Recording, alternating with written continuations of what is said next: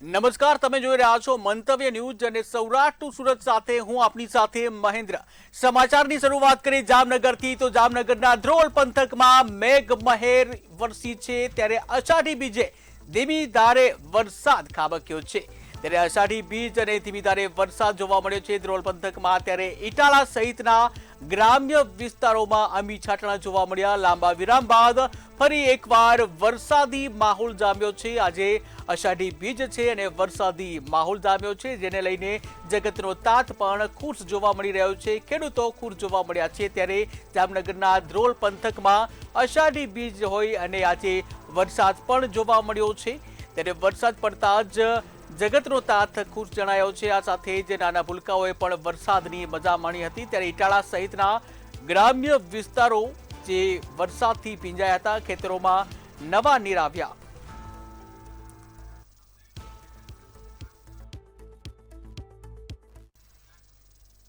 તો વરસાદને લઈને અમરેલીથી મહત્વના સમાચાર સામે આવી રહ્યા છે। અમરેલીમાં શહેર અને ગ્રામ્ય વિસ્તારમાં વરસાદ ખાબક્યો છે।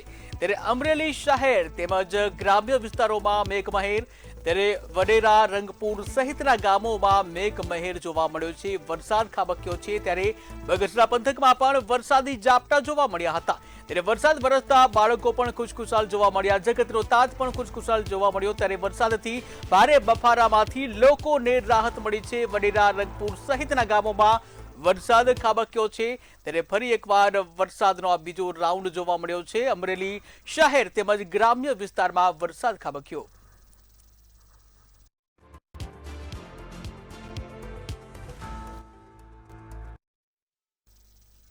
તો સુરતમાં વિરામ બાદ છેલ્લા 2 દિવસથી ફરી મેઘમહેર જોવા મળી રહી છે, જ્યાં માંગરોળ, ઉમરપાડા, કામરેજ અને ઓલપાડ પંથકમાં સારો વરસાદ નોંધાયો છે।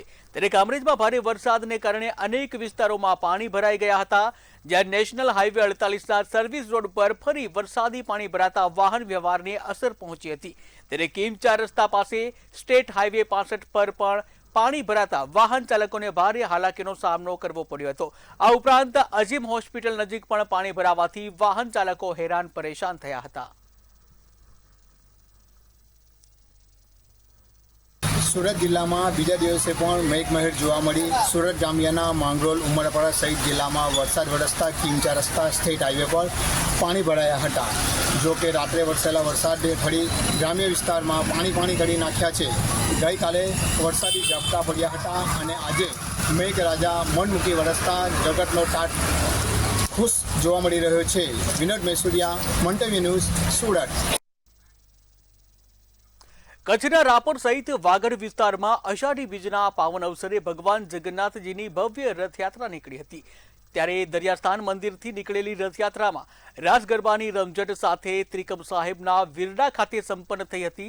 અષાઢી બીજ અને કચ્છી નવા વર્ષની ઉજવણી વચ્ચે મેઘરાજાએ પણ પધરામણી કરતા લોકોમાં આનંદની લાગણી જોવા મળી હતી। કાર્યક્રમમાં સંતો, મહંતો, સમાજના આગેવાનો અને મોટી સંખ્યામાં ભક્તજનો ઉમટી પડ્યા હતા।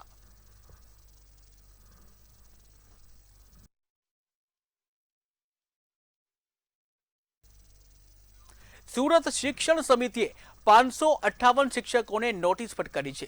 તો શું છે સમગ્ર અહેવાલ, આવો જોઈએ। સુરત મનપા સંચાલિત નગર પ્રાથમિક શિક્ષણ સમિતિએ નવા શૈક્ષણિક સત્રના પ્રારંભ સાથે જ ઓનલાઈન હાજરી પ્રણાલીને કડક અમલ શરૂ કર્યો છે। આ નવી સિસ્ટમના પ્રથમ મહિનામાં જ હાજરી નોંધવામાં બેદરકારી દાખવનારા 558 શિક્ષકો સામે કાર્યવાહી હાથ ધરવામાં આવી છે। 8 જૂનથી 9 જુલાઈના સમયગાળા દરમિયાન હાજરી ન નોંધનારા શિક્ષકોની યાદી તૈયાર કરાઈ છે। ઇન્ચાર્જ શાસન અધિકારીઓએ તમામ શિક્ષકોને લેખિત ખુલાસો રજૂ કરવા નોટિસ પાઠવી છે અને જવાબ આપવા માટે માત્ર 1 દિવસનો સમય આપવામાં આવ્યો છે। નોટિસ મળ્યા બાદ શિક્ષકોએ વહીવટી સમિતિ સમક્ષ ખુલાસા રજૂ કરવાનું શરૂ કર્યું છે। મોટાભાગના શિક્ષકોએ ટેકનિકલ ખામીઓને જવાબદાર ગણાવી પોતાનો બચાવ રજૂ કર્યો છે, જ્યારે બીજી તરફ શિક્ષણ સમિતિએ સ્પષ્ટ કર્યું કે નિર્ધારિત સમય મર્યાદામાં સંતોષકારક ખુલાસો નહીં મળે તો નિયમો મુજબ કાર્યવાહી હાથ ધરાશે। હાલ વહીવટી વિભાગ દ્વારા તમામ શિક્ષકોના લેખિત ખુલાસાની વિગતવાર ચકાસણી ચાલી રહી છે। ઓનલાઈન હાજરી પ્રણાલીના કડક અમલને કારણે સમિતિના શિક્ષકોમાં ભારે ચિંતાનો માહોલ જોવા મળી રહ્યો છે। બ્યુરો રિપોર્ટ, મંતવ્ય ન્યૂઝ। માલીમાં 3 મહિના પહેલા અલ-કાયદા સાથે સંકળાયેલા કટ્ટરપંથી જૂથ દ્વારા અપહરણ કરાયેલા સુરતના હીરા ઉદ્યોગપતિ ધીરુ રામાણીને મુક્ત કરવામાં આવ્યા છે। માહિતી મુજબ અપહરણકારોએ શરૂઆતમાં 100 કરોડ રૂપિયાની ખંડણી માંગી હતી, પરંતુ અંતે 44 કરોડ રૂપિયા એટલે કે 4 મિલિયન યુરોની ચૂકવણી બાદ તેમની મુક્તિ થઈ હતી. ધીરુભાઈએ સાથે અન્ય 2 ભારતીયોનું પણ અપહરણ કરવામાં આવ્યું હતું.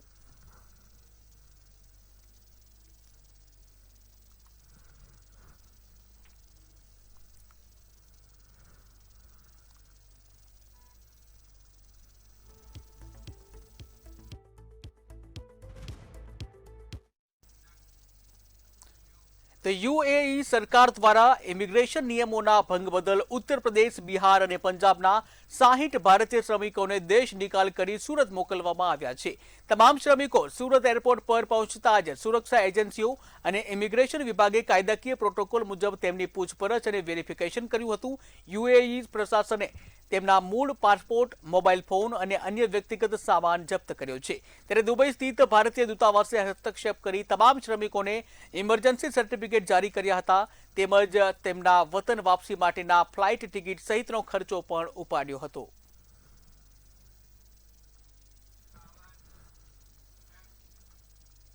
સુરતના બારડોલીમાં આવેલી પોસ્ટ ઓફિસ અને પાસપોર્ટ સેવા કેન્દ્રને બોમ્બથી ઉડાવી દેવાની ધમકી ભર્યો ઈમેલ મળતા ચકચાર મચી ગઈ હતી.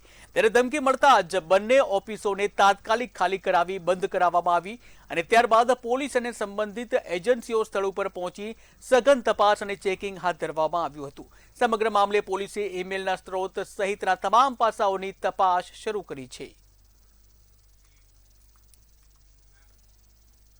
તો રાજકોટ જિલ્લાના જસદણ આટકોટ રોડ પર ડમ્પર અને છોટા હાથી વચ્ચે ગંભીર અકસ્માતની ઘટના બની. જે અકસ્માતમાં 7 લોકો ગંભીર રીતે ઈજાગ્રસ્ત થયા હતા. ત્યારે ઘટનાની જાણ થતાં 108 એમ્બ્યુલન્સની ટીમ તાત્કાલિક ઘટના સ્થળે પહોંચી હતી અને તમામ ઈજાગ્રસ્તોને સારવાર માટે આટકોટની કેડીપી હોસ્પિટલમાં ખસેડવામાં આવ્યા હતા.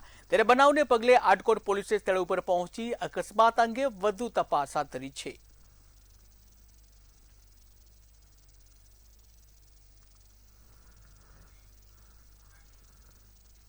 રાજકોટની સૌરાષ્ટ્ર યુનિવર્સિટીમાં પરીક્ષા વિભાગમાં મહત્વનો વહીવટી ફેરફાર કરવામાં આવ્યો છે. ધીરેન પંડ્યાને ઇન્ચાર્જ પરીક્ષા નિયામક તરીકે નિમણૂક કરવામાં આવી છે. તેઓ પરીક્ષા વિભાગની કામગીરી, પરિણામોની પ્રક્રિયા તેમજ વહીવટી જવાબદારીઓનું સંચાલન કરશે.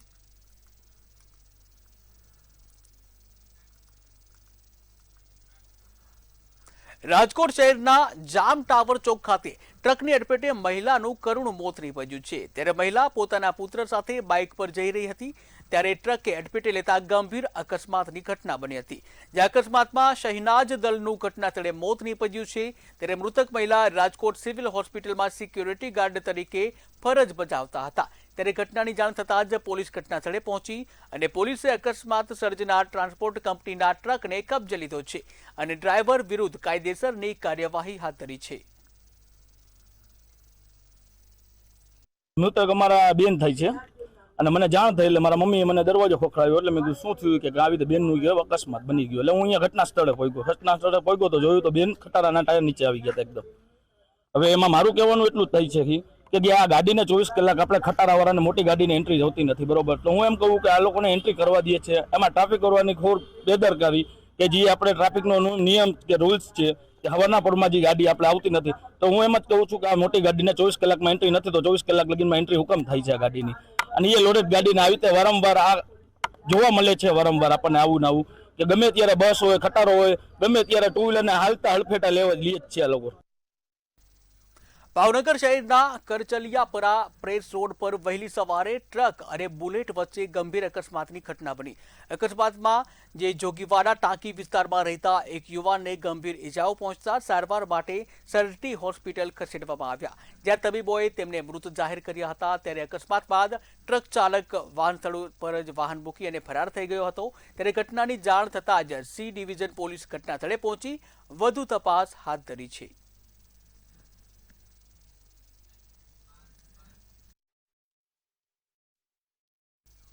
જામનગરના જે વોર્ડ નંબર 1માં સફાઈ વ્યવસ્થાને લઈને સ્થાનિકોમાં ભારે રોષ જોવા મળી રહ્યો છે. ત્યારે ખુલ્લી અને પાઇપ ગટરો ઉભરાતા ગંદા પાણીના ભરાવો થતા અસહ્ય દુર્ગંધથી લોકો પરેશાન થયા છે. સ્થાનિકોના આક્ષેપ મુજબ ડોર ટુ ડોર કચરો ઉઠાવવાની કામગીરી નિયમિત ન થતા રસ્તાઓ ઉપર કચરાના ઢગલા જોવા મળી રહ્યા છે। ત્યારે સફાઈ કામદારોની વારંવાર બદલીના કારણે વ્યવસ્થા ખોરવાઈ હોવાની ફરિયાદ કરવામાં આવી છે। ત્યારે ચોમાસાની ઋતુમાં મચ્છરજન્ય રોગચાળાની ભીતિ વચ્ચે ભાજપના સામાજિક કાર્યકર અનવર સંઘાર અને પૂર્વ કોર્પોરેટર હુસેન સંઘારે તંત્ર સમક્ષ રજૂઆત કરી તાત્કાલિક સફાઈની માંગ કરી છે।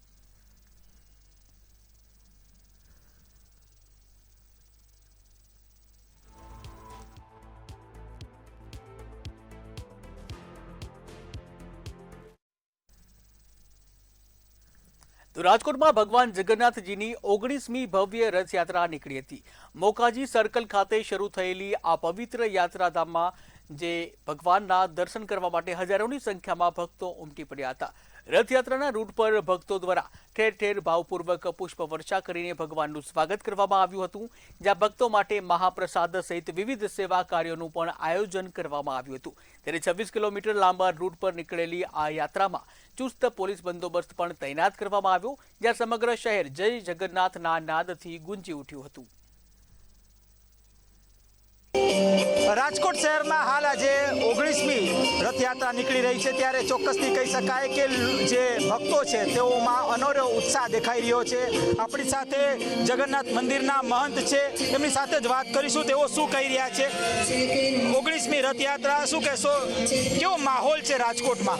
भगवान जगन्नाथ जी की यात्रा 19वीं यात्रा है।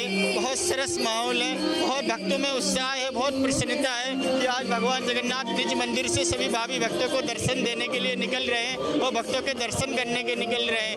तो ऐसे भगवान जगन्नाथ जी की यात्रा बहुत ही दिव्य और अद्भुत है। उनके ऊपर कृपा भक्तों के ऊपर बनाए रखे भगवान जगन्नाथ। और भगवान जगन्नाथ जी के दर्शन मात्र से, रथ खींचने से, रथ का दर्शन मात्र से भी बहुत फल प्राप्त होता है।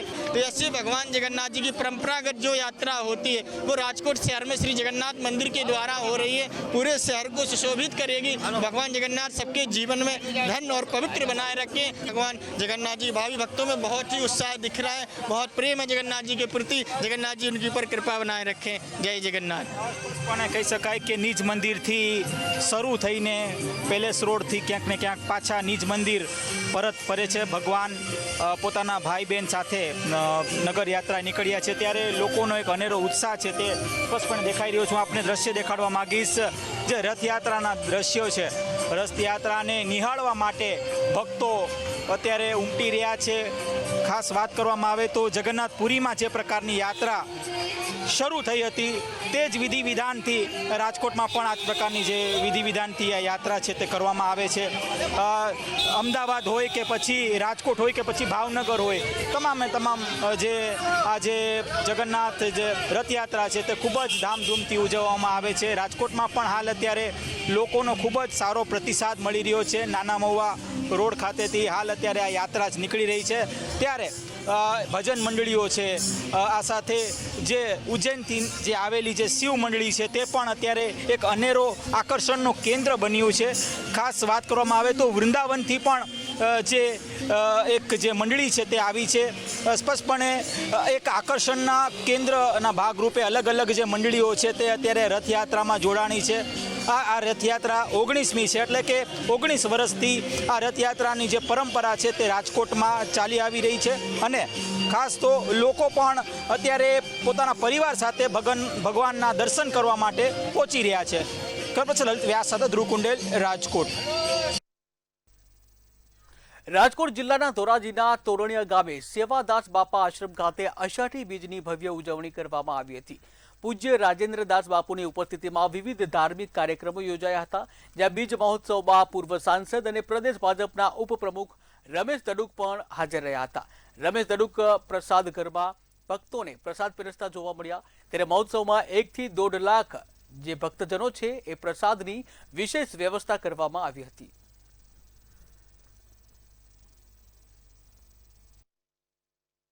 આજે તોરણિયા ખાતે રામદેવજી મહારાજની બીજ નિમિત્તે ધ્વજારોહણ કાર્યક્રમ રાખવામાં આવેલો છે, અને મોટી સંખ્યામાં લોકો હરિભક્તો બધા આવી રહ્યા છે।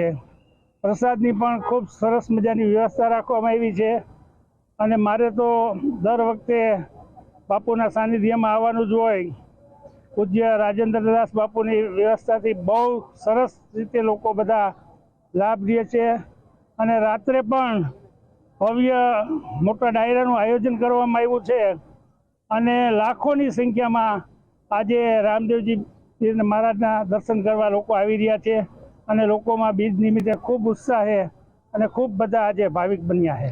આજ રોજ જ્યારે અષાઢી બીજનો મહોત્સવ હોય ત્યારે સૌ પહેલા તો બધાને ખૂબ ખૂબ અષાઢી બીજની શુભકામનાઓ.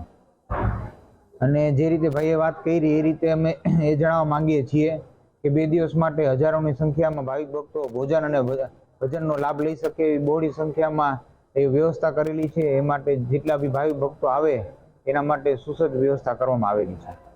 કઈ રીતના વિશેષ ઉજવણી કરવામાં આવે છે અને ક્યાં ક્યાંથી ભક્તો આવી છે?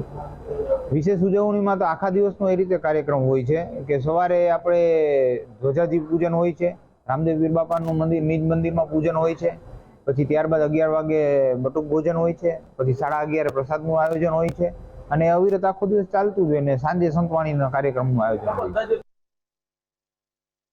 તો સૌરાષ્ટ્ર સુરતમાં હાલ બસ આટલું જ. વધુ સમાચાર માટે જોતા રહો મંતવ્ય ન્યૂઝ. નમસ્કાર.